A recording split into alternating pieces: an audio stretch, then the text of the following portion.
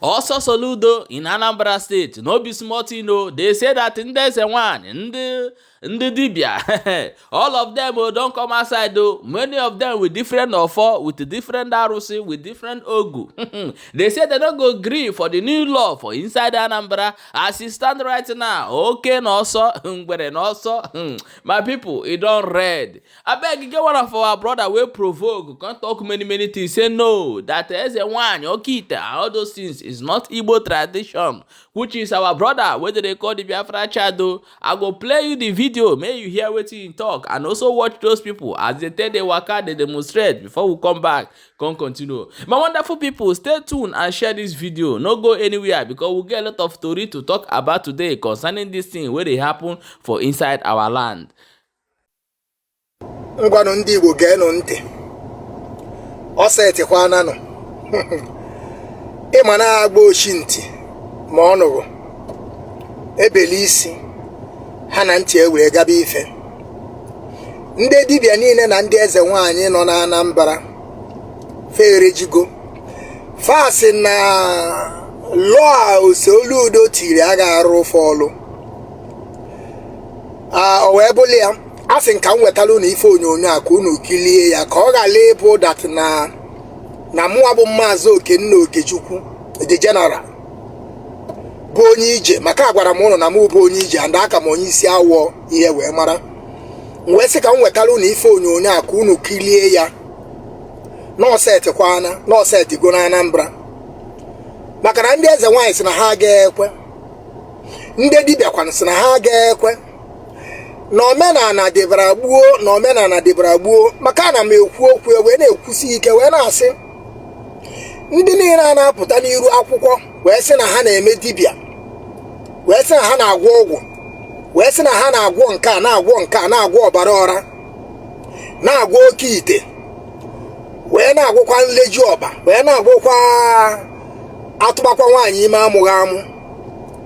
Wee gwụrụ na ihe a bụrụ ome ndị be anyị, na ihe a bụrụ omenala ndị be anyị, ihe a bụ mbịrịambịrịa.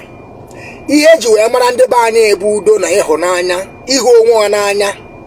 Ana m agwụkwụ nọ na-agwasị unu ike maka ụfọdụ ga-aghọtaghị ihe bụ dibịa. Dibịa bụ a native name. A native name bụ doctor. In our own dialect, ihe a na-akpọ doctor bụ dibịa. Maka ndị ga-aghọtaghị ihe bụ dibịa, ana m agwa unu na ịgwọ ọgwụ abụrụ ome ndị be anyị.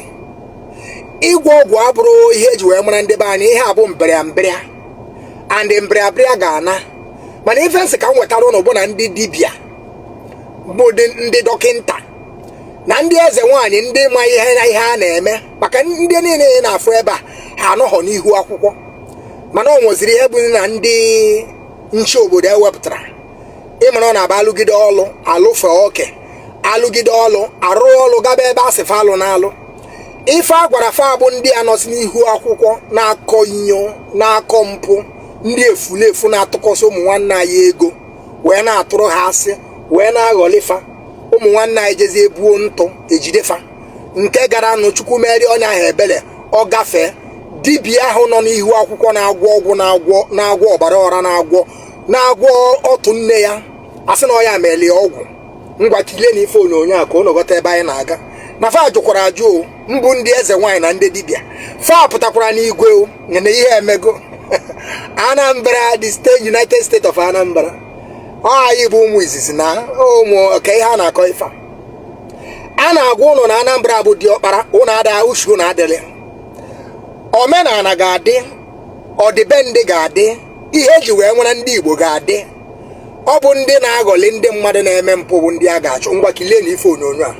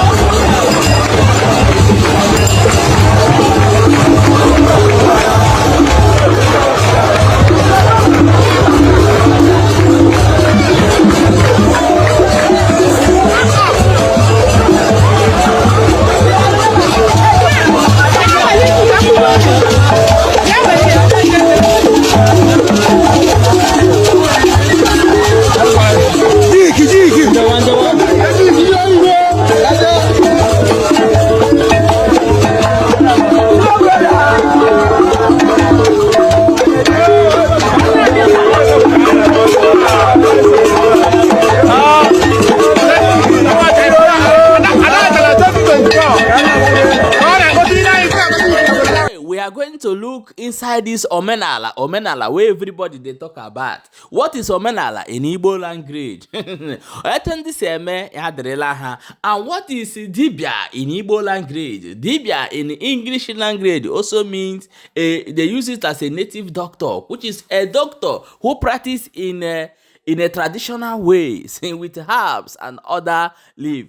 So where did this okite and where did this awele and where did all these things come from? In olden days, during our father, when they are farming or when they are putting when they are the time of farming season, what they do is that once these crops is not growing well, they go for what they called, what we hear today called okite, and they pray to the gods and do these rituals in order way for their farm to grow bigger. Maybe somebody who is doing business can also use that, but today some of those okite you see, the people that owns it has no business, has no shop, has nothing, and most of these rituals during the time of our father does not require human sacrifice, but today the okite are used by human sacrifice, unborn babies and all these things inside them. My people, this now wetin that they call aro in our land. So this law that Soludo bring, the reason why people love it so much is because of the part where they are using human bodies to do this sacrifice. Because if you watch before, if kidnappers take somebody, before, I'm saying there's a kidnapper before, when they take somebody, they will leave the person. If the person don't pay, they fit buy the person and leave the person body. But right now, once they catch you, say you no pay, they go butcher you, go say things where they for your body. Who they buy those parts? Now those people, when they use them, they do different type of rituals. So if you know that you are a true herbalist, that's what they call them. You are let me say true native doctor. That what you do is to fight for life and also save life. This is what we know our own father. Even my grandfather was also a dibia, but his own dibia is those dibia who treat different type of sickness, so and other encourage somebody to move forward, but not doing okite and other ones. So how do we stop this in our land? There's no other way than what Soludo is doing now. If we want to go back to our tradition, what is our tradition? What is our culture? So we need to lecture ourselves, our tradition and our culture. Okite is not our tradition. This is what they do.